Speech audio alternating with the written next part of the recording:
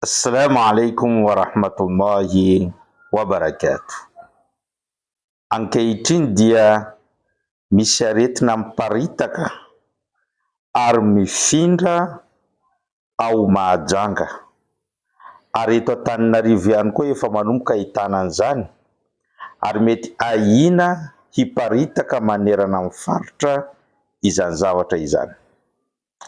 Manoloana ny fiparitany aretina mifindra tahaka izao dia maro amintsika miasa loha, maro amintsika matahotra, maro amintsika tratry ny ady saina ka manontany tena hoe inona no tokony hatao.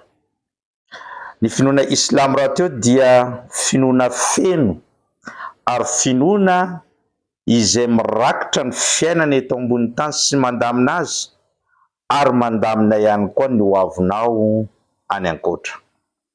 Ka efa nandalo zany tamin'ny vanim-potoana ny mpaminany sallallahu alaihi wasallam ny arety mifindra toy ny peste, choléra sy ny tariny, ary mbola hita ankehitriny zany, ary mitombo ireo aretina mifindra ireo ka mampitahotra ny zanak'olombelona izay miaina eto ambony tany.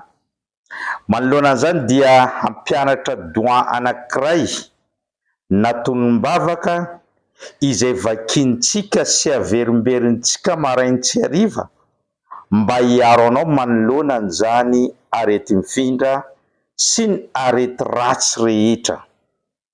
Ny teny mpaminany sallallahu alaihi wasallam nampianatra an'ireo mpanaradiany ary nametraka an'izany petrabolana zany sy ny tonim-bavaka ho antsika ankehitriny.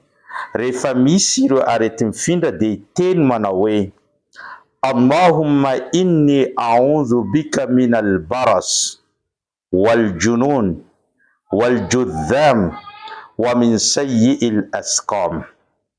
Averimbereno tombavaka io izay midika toy izao: Tompo Allah, mangataka fiarovana aminao zahay manoloana ny habokana, ny fahaverezan-tsaina, ny areti-koditra sy ny arety mandringana sy miparitaka rehetra, dia mangataka fiarovana aminao zay ry Tompo Allah.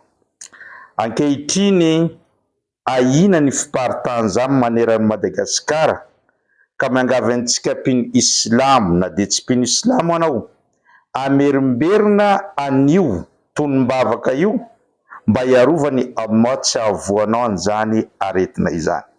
Enina mety ho voanao na efa vo ka mamerimberina n'io doa io sy ny tonim-bavaka io dia ho maivana aminao ary tsy ho elanao ahazo ny fahasitranana. Fanamarihana nefa, tsy midika hoe namaky an'izany tonim-bavaka zany anao dia tsy hiaro na ihany koa tsy hiezaka hanadio ny tenanao, tsy hiezaka hitandrina dia mety ho voan'izany ihany ianao. Fa ny fitandremana ilaina ary famerimberenana ny tonim-bavaka io mba tsy ho tratran'izany variole de singe na ny naindran-gidro izany itsika insha Allah.